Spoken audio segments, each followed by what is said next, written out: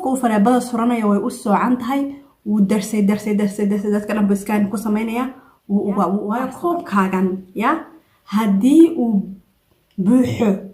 unbaad siin kartaa soo ma koobkaaga hadduu buuxo unbaad noloshaada dhan qofkani kusoo koobnayd markii waxa walba uu kaa nuugay oo ay faloobadii isku dhigtay ya neeftii laga nuugay oo kale aad noqotay kaas maasha facal talada ugu horeysan ku siinayo waxa waaye adiga ha isciil kaambinin awalan ha iskaga qaban waayey muxuu ninkayga nooga qaban waayey wuu arkay waxay tahay ha isciil kaambinin assalaamu calaykum waraxmatullaahi wabarakaatuhu salaan qaali ah kadib akhyaaray soo dhawaada gacmo furan iyo qalbi furan kusoo dhawaada waxaan rajeynayaa soonkiilo ilaahay naga wada aqbalo maanta insha Allah tacaala wuxuu ku saabsan yahay videoga narcissism iyo narcissistayaashii iyo su'aalihii dadweynaha su'aalihii daawadayaasha su'aalo qaar ka mid ah su'aalaha intaan u guda galin insha Allah tacaala oo videoga intiisa dambe ayaan su'aalaha kaga jawaabi doonaa inta hore laakiin waxaan rabaa inaan kaga hadlo haddii ilaahay idmo mustalaxaad ayaa jira narcissistayaasha marka laga hadlayo ama maxaan ku idhahdaa la baranayo la qeexayo ama la describe garaynayo waxyaabaha aan la soo kulannay ama aan kala kulannay wax sida ugu saxsan looga turjumi karo marka la qeexayo mustalaxaad ayaa la adeegsadaa mustalaxaadkaas amaba terminologygaas amaba ereyadaas loo adeegsado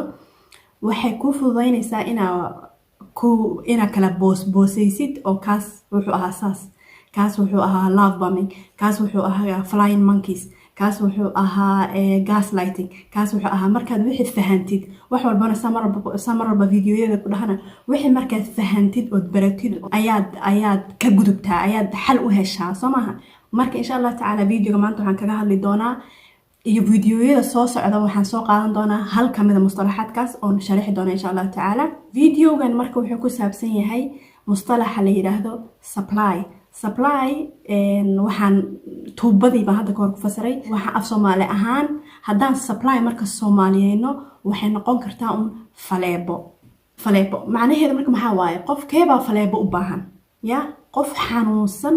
oo aan cuntadii sida caadiga ahayd u cuni karin ayaa faleebo u baahan soo maaha marka qofkii narcissistaha ahaa waxa waaye qof aan faleebo la-aan socon karin oo noolaan karin faleebo u baahan yahay marka faleebadiisa waxaa ku jira jacaylkaagii baa ku jira raxmadaadii baa ku jirta xanaaqaagii baa ku jira energy buu ka helayaa xanaaqaaga xataa waxa inuu hoos ku dhigidaada baa ku jirta inaa asaga wax walba oo uu adig kaa helayo ya oo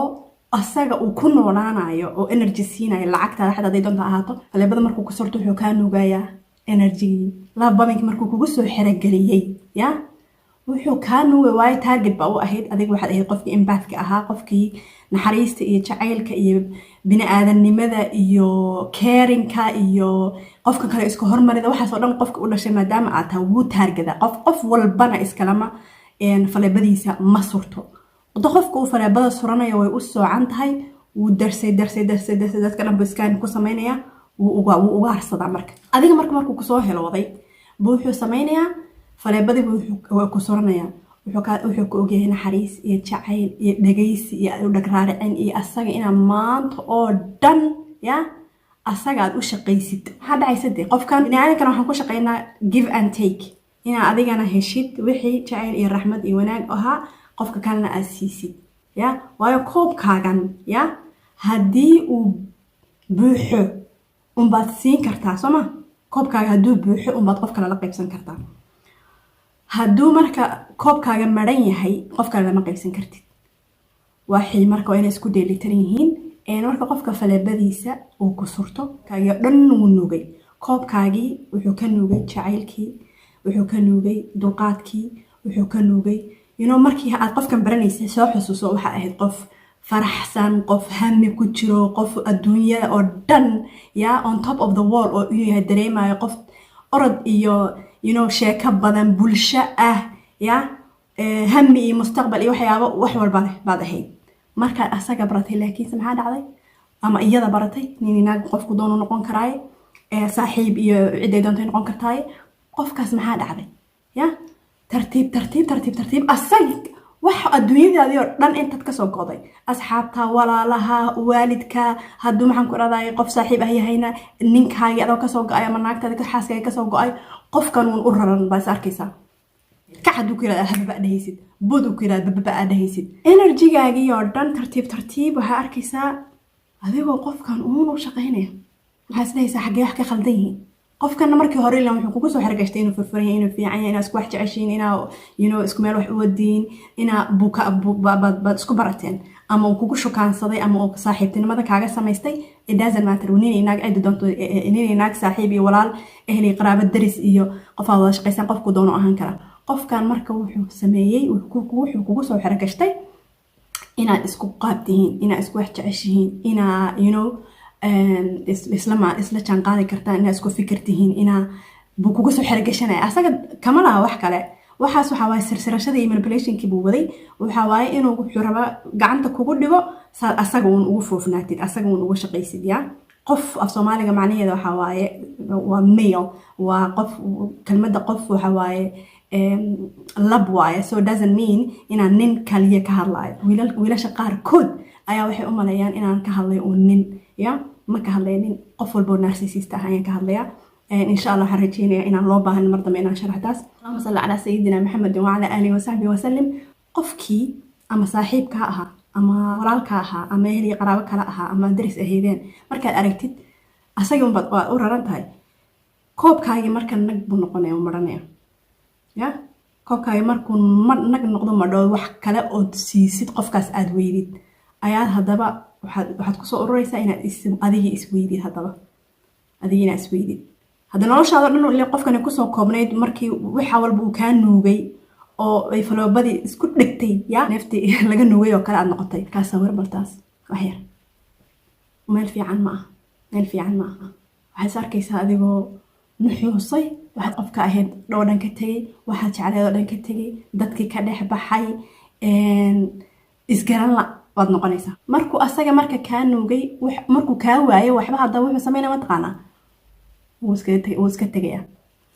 iska tegaya macnaheeda maaha ama ood kala tegaysa inuu noloshaada dhan buu ka wada baxaya macnaheeda ma aha sida uu kuugu faleebadii buu kaala baxaya faleebadii ayuu kaala baxayaayo qofka loo sodhanaya intii haddaba faleebadaada iska soo buuxinayso ya waan usoo noqon doonaa qodobkaasi qofka loo surto ayuu raadinaya adiga marka waxaa laga yaabaa saaxiibkii ama walaalkii ama ninkii ama xaaskii qofkaad ahaydba intaad yaabtay damagekii damagekii khaladkii balaayadii uu walaaqay oo dhanna gadaal maba usoo fiirinaya adiga lee lagu dhaha waxaas marka intaad qaaday oo isa soo kabtay ood yaabtay ood noloshaadii dib usoo kabatay ood hagaagtay baad waxaa laga yaabaa inaa koobkaaga uu soo buuxsamay ya markaas waa laga yaabaa inuu soo noqdo si uu faleebadii haddana u nuugo wax kalaa lagu akhrinayaa hoovering kelmad la dhaho mustalax kale hoovering la dhaho ayaa laga yaabaa inuu sameeyo marka mustalaxaasna xalqada dambe ayaan kusoo qaadanaynaa marka depressionka iyo anxietyga iyo maxaan ku rahdaa waxaasoo dhan waa laga qaadaa qof noloshaada hadduu ku jiro sidii kaneecadii enerjigaaga saa u dhuuqay hadduu ku jiro way dhacaysaa inaad noqotid qof noloshii oo dhan nacay laakiin rajo way jirtaa ogaada way jirtaa aniga iga qaata insha allahu tacaala hadafkaygana fiidiyoyada narcisistaha ku saabsan markaan soo gelinayo waxaa waaye wacyigelin iyo inaan ogaano waxan inay jiraan iyo in aan tusaale insha allahu tacaala idiin noqdo in ay hoob uu jiro ya hoob inuu jiro ana iga qaata insha allahu tacaala taas hadaa marka faleebadaas ugaga haro waxaan u gudagelaynaa su-aalihii daawadayaasha insha allahu tacaala videogana de inuu zaa-id u dheeraado maadaama aanan rabin su-aalaha qaar uma kasoo qaadanaya insha allahu tacaala daawadayaasha daawado kamid ah ayaa wuxuu soo weydiiyey dumaashaday ayaa waxay i gaarsiisay heer aan dumiyo gurigeygii 25 sano ya horta waxaan dhahayaa dumaashadaas ilaahay ha cafiyo ilaahay ha soo hadeeyo qof walba oo muslim ah ama narcissist ha ahaado ama dulmana ha ahaado waxaan ka rajaynaynaa in uu ilaahay dhibta ka qaado dhib baa haysta labada qofba muslimiintana ducada xaq bay iskugu leeyihiin gabadhaas dhiban oo walaasheen ah su-aashan soo weydiisay horta waxaan leeyahay ilaahay ha kaaga dhigo dembi dhaaf dhibkii aad soo martay marka labaad waxaan leeyahay qadar allahu maa shaa facal talada ugu horeysan ku siinayo waxaa waaye adiga ha isciil kaambinin awalan ha isciil kaambinin hana dhihin saasay ahayd inaan sameeyo haddaan saas samayn lahaa saasay noqon lahayd iskaga qaban waayey muxuu ninkayga nooga qaban waayey wuuba arkaya waxay tahay ha isciil kaambinin awalan waa shalayto waxa ma keeno shalayto waa shay xaaraana Soomaalida ka maqli jiray adiga iyo asaga midkiina meedan ogeyn qofkan wuxuu ahaa yaamadii waa anay ka soo hadalnay hadduu qofkaas narcissist yahay labadiina midna meedan ogeyn waxa laga yaabaa fi adna alxaaji inay hadday ugu badan waxa laga yaabaa inay u malayn jirteen qof dhib badan oo reerkiina wareerisay oo qastay asaasay tahay haddana walaalkii oo ninkaaga ahaa in uu isdhahay baa laga yaabaa wax khayr un bay rabtaa walaashay ama u dhimri iyo gabdhaha iyaga isfahmila in waxyaabo noocaas ku fikiraya baa laga yaabaa laba gooraba waxaan kula talinayaa waxa adiga sida dareemaysid waxay naftaada ay dareemayso inay karto samee wixii aysan karin ha ku khasbin waxaad ii soo qortay heer aadan rabin inay meesha gabadhaas ay joogto aadan joogin ani ma arka dhibka ku jirto dhibaato ku keeno dhibaato ku mariyo oo habeenii maalin naftaada dhib ku haya inaad ka fogaatid oo haddaad wanaag iyo maslaxad iyo wada hadal iyo kala garbax iyo waxaas oo dhan haddii lasoo dhaafay inaad ka fogaatid ood ka uruursatid oo ka gaabsatid dhibka ku jira ani ma arko haddaysan taas laakiin suurtagelaynin in hadalkaaga aa usoo koobtid waxa iskaga xiran iyo iskaga kiin xiran haddaysan suurtagelayn oo physically aadan uga fogaan karin waxaan kugula talinayaa waxa isu keenaya inay koobnaadaan iyo hadalkiin inay kooban yahay taasna waxaa haddii ninkaaga calaf iskugu kiin haray oo isku noqon kartaa ilaahna waxaan ka rajeynayaa in aad reer 25 sano ciyaar maaha ilaah waxaan ka rajeynayaa racad qalubtiin isku kiin mariyo oo heshiisaan adiga ninkaaga hadduu calaf iskugu kiin haray haddii asoo calaf iskugu kiin harayna qadar allah ma sha Allah ilaah waxaan kaaga rajeynayaa dal khayr qabo inuu ilaahay ku siiyo ayaan ilaahay kaaga rajeynayaa oo gooraba gabadhan walaashiis haddii aad calaf iskugu kiin harsan yihiin ninkaaga iyo haddii kalaba waxaan kugula talinayaa walaal macaanay sidaan iri waxa idinka labadiina idin dhaxeeya adiga gabadhaas soo koob xusuusnow inta caadiga ahayd mar walba xusuusin jirnay oo ahayd hala murmin ha u sharaxaad dheer ha u gelin ha u soo bandhigin waxaad dareemaysid hadduu wax xun yahay iyo hadduu wax fiican yahay ha u soo bandhigin dareenkaaga khaaska ha u soo gudbinin adiga ayay kugu soo laba noqonaysaa jidka soo bogsashada ama soo kabashada socdaalkiisa wuu dheer yahay si ordan laguma gaaro tartiib ayaa lagu gaaraa iyo adiga oo is update gareynaya mar walba wax barashada iyo fahanka dabeecadahan iyo adiga inaad naftaada horumar ku samaysid oo waxaad jeceshahay samaysid oo wardigaaga akhrisatid oo quraanka akhrisatid ilaa u dhawaatid oo horumarkaaga ka shaqaysid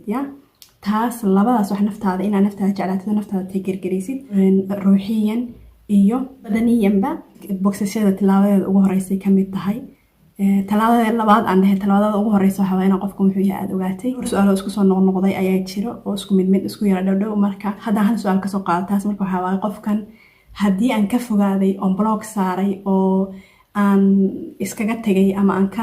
kala fogaanay aan kala harnay hadduu qofka ama isku kay oohinayo ama dee soo noqnoqonayo ama maxaan sameeyaa ama maxaa lagu tilmaami karaa rabban waan dhahaa qofka aanoo dhihi karin 100% waxa waaye narcissist ama ma aha aanoo dhihi karin calaamadihii meelaha qaarkood way ka muuqdaan saasay tahay qofka adiga unbaa iga og adiga la dhiilgaraynaya unbaa iga og sida uu yahay marka laakiinse waxaa jirta oon rabaa inaan idiin sheego narcissistayaasha way ku dheereeyaan wax manipulation la yidhaahdo haddii manipulationkaas ama ha ahaato in lagugu sirsirto wax aad samaysay ama wax aad qabatay waxa khaladay ama lagugu blackmail garayo lagugu handadaha lagaaga dhigo ama wixii hadba wixii u shaqeynayo bay manipulationkaas iyo sirsirashadaas ku sameeyaan marka hadduu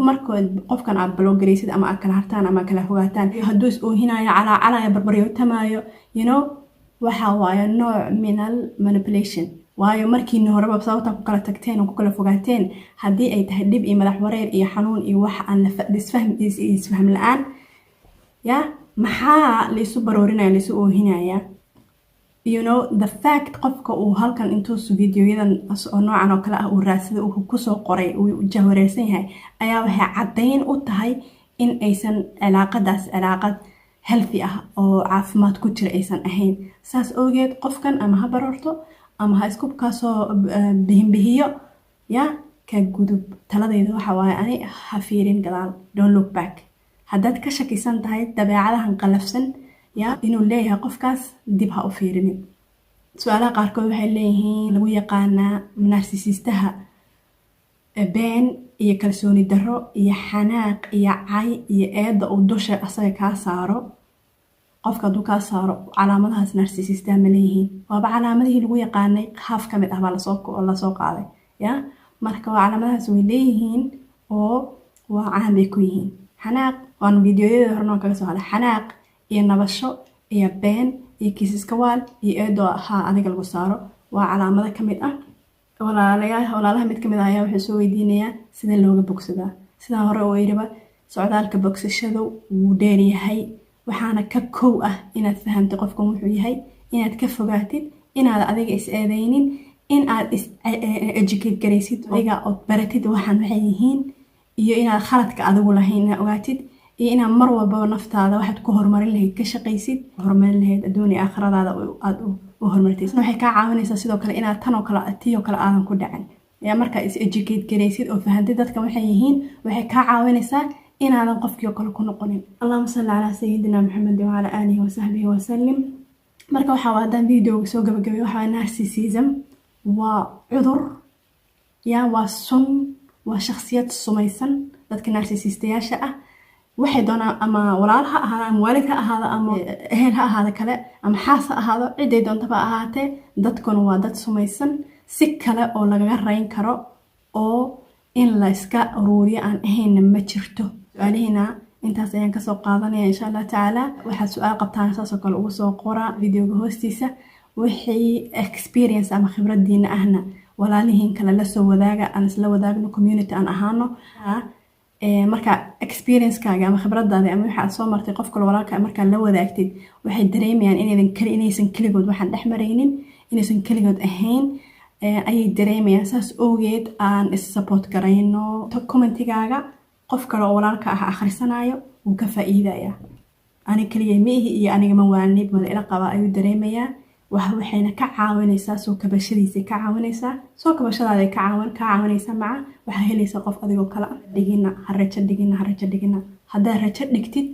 narcissist-hi baa guuleystay insha Allah taala weegan gudihiisa mustalax kala soo kala aan soo qaadan doonaa wixii su'aalaha oo ka gaarna waan ka jawaabi doonaa waxaan idin leeyahay farxad iyo rayrayn iyo bashbash iyo barwaaqo ku noolaada duun iyo aakhirana barakooba wassalaamu calaykum waraxmatullaahi wabarakaatuh